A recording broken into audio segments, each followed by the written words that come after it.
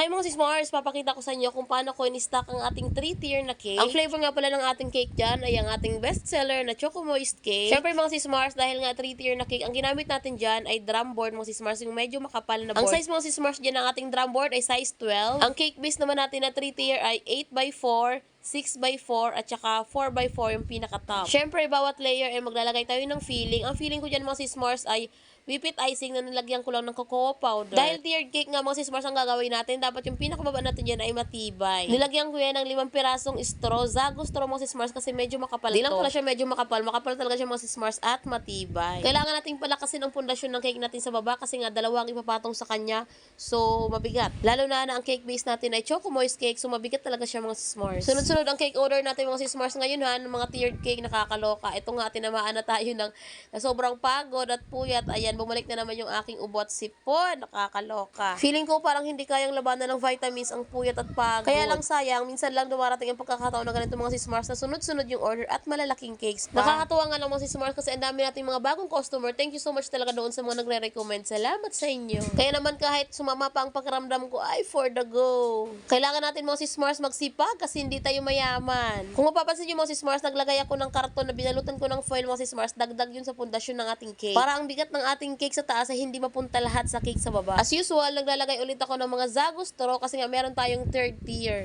At ito lang mga sis Mars, mailalagay ulit ako dyan na karton na binalot ko lang sa foil para maging board. Dyan ko naman ipapatong ang ating pang 3rd tier. Kita nyo mga sis Mars, ang ating cake, puro feelings yan, hindi yan tinipid. Bukod na sa napakasarap ng ating Choco Moist Cake, proven and tested na yan mga sis Mars. At sa pinakataas ng mga sis Mars, ayan, maglalagay ulit ako ng Zago straw, siguro mga 2 piraso lang. Kasi magtutusok tayo dyan mga sis Mars ng malaking stick, mga bamboo stick na diretso hanggang drum board. Patatagusin natin yun hanggang ilalim kasi karton lang naman yun mga sis Mars, so makakadiretso pa rin siya. Kita nyo mga sis Mars, pinukpok ko siya hanggang sa makabaon. Ay sana all na baonan. Medyo malaki at makapal na stick yan mga sis Mars ha. Tapos yung sa pinakagilid naman ay dalawang medyo manipis lang na stick kasi malapit lang naman to i-deliver. Ayan, sobrang tibay na ng ating 3-tier cake mga sis Mars. Tips ko lang din sa mga baguhan na nagbe-bake din, medyo lakihan yun yung ating drum board. Mag-allowance kayo mga sis Mars ng 4 to 5 inches. Para pag ibinaks na natin mga sis Mars, hindi siya basta-basta didikit kasi nga meron siyang allowance. Ayan nga at nahirapan akong putulin yung pinakamalaking stick kasi nga masakit sa kamay at maliit lang yung aking pamputol. Yan mga sis Mars, sana meron kayong natutunan sa pag-stock natin ng cake. At ang video na to mga sis Mars ay para din sa ating mga customers. Para aware sila o kayo na merong mga stick dowels, Zago straw sa loob ng cake. Kaya pakiusap ko, iwasan nating ingod-ngod ang birthday celebrant sa ating cake. Actually, madalang naman yung ganyang insidente dito sa atin sa Pilipinas. Pero wag pa rin natin kakalimutan na mag-ingat. At ayan na mga sis Mars, tapos na tayo magtusok-tusok ng ating mga pundasyon. Ayan, nagka-crumb coat naman tayo. Thank you so much mga sis Mars for watching and please share this video. Malapit na tayo magpa-raffle ng ating cake kasi nga